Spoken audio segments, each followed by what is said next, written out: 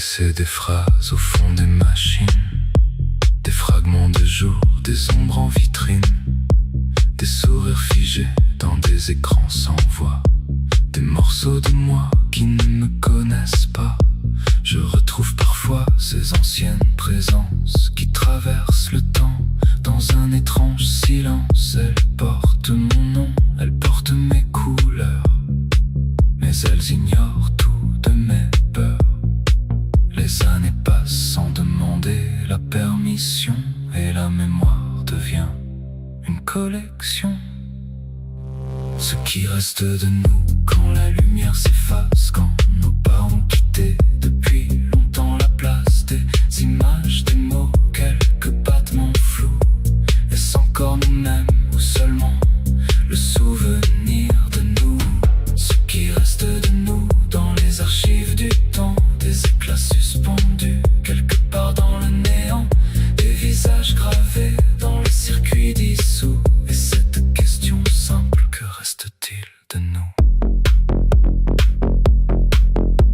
Je parcours les couloirs d'une ville électrique où chaque souvenir devient statistique. Des milliers de regards traversent les réseaux comme des bouteilles perdues sur l'océan des échos. Les serveurs gardent tout avec une patience froide, les départs, les promesses, les routes qui dévient. Et quelque part dort encore une ancienne version de celui que j'étais avant les transformations. Le temps nous emporte sans jamais revenir, et les traces demeurent quand s'efface le désir.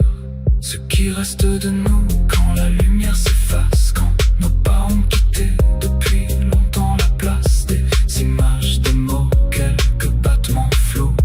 Est-ce encore nous-mêmes ou seulement le souvenir de nous? Ce qui reste de nous dans les archives du temps, des éclats suspendus quelque part dans le néant, des visages gravés dans le circuit dissous. Et cette question simple, que reste-t-il de nous?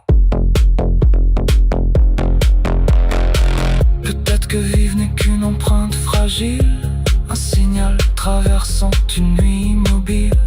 Peut-être que l'être ne se laisse pas saisir, ni par les souvenirs, ni par l'avenir. Ce qui reste de nous quand le monde se retire, quand la dernière voix finit